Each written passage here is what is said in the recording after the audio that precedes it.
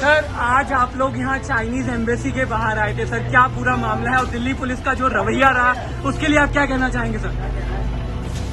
आज हिंदुस्तान के जवान हमारे बॉर्डर पे शहीद हुए हैं, उनको श्रद्धांजलि देने, उनकी आत्मा को शांति पहुंचाने हम चाइनीज एम्बेसी के बाहर शांतिपूर्वक मोमबत्ती जलाने के लिए आए थे।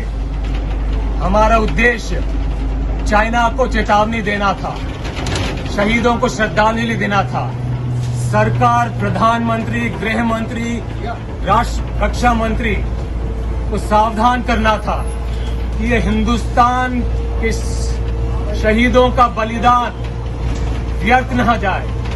हिंदुस्तान की सरजमीन का एक भी इंच जमीन चाइना के हाथों ना लगे, ये करने हम शांतिपूर्वक चाइनीज एम्बेसी के पास आए थे।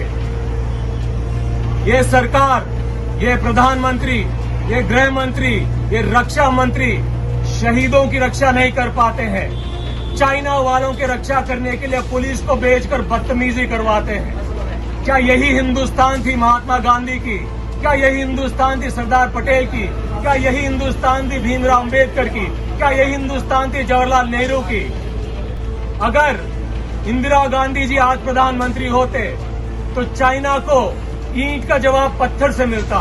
ये प्रधानमंत्री लाल आंख दिखाने के बजाय आंख छिपा छिपा कर भाग रहे हैं। और जो लोग चाइनीज एम्बेसी के सामने देश के जवानों को श्रद्धांजलि देने की हिम्मत करते हैं, उनके खिलाफ पुलिस को भेजकर बदतमीजी करवाते हैं। ये बात, ये देश, ये जमीन, ये शहीद कभी नहीं भूलेंगे। सर जैसा कि हम सब जानते हैं 1967 के बाद शायद ये पहला मौका है जब देश के सैनिकों का खून चाइना की बॉर्डर पे गिरा। ये दुर्भाग्यपूर्ण मानते हैं सर आप? सीधी सी बात है, शहीदों का खून किसी भी जगह गिरे बहुत दुर्भाग्यपूर्ण है। सबसे ज्यादा दुर्भाग्यपूर्ण ये होता है कि देश के शहीदों का खून बहता है और प्रधानमंत्री उनको अपने ट्वीट के द्वारा श्रद्धांजलि भी नहीं देने के लिए तैयार होते हैं। ये शर्मनाक बात है। ये वही प्रधानमंत्री है जो लाल आंख दिखाने की बात करते थे। आंख दिखाने की बात तो छोड़िए, आंख छिपाने की बात भी नहीं करते हैं। ये समय लाल आंख दिखाने का तो पता नहीं, लेकिन चाइना के जो गलत हस्तक्षेप है, घुसपैठ है, उसके जवाब में मुंह तोड़ जवाब देने का है। बात करने का नहीं है, आंख लाल करने का नहीं है, इधर उधर के बात करके मुद्दे को भटकाने का समय नहीं है। सीधी सी बात है, प्रधानमंत्री बताए कि गलवान वैली जहां पे हमारे लोग शहीद हुए हैं हिंदुस्तान का हिस्सा है, हिंदुस्तान का हिस्सा था और हिंदुस्तान का हिस्सा रहेगा।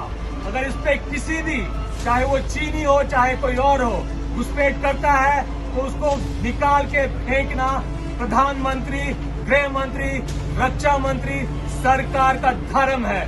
धर्म निभाए, राजधर्म निभाए।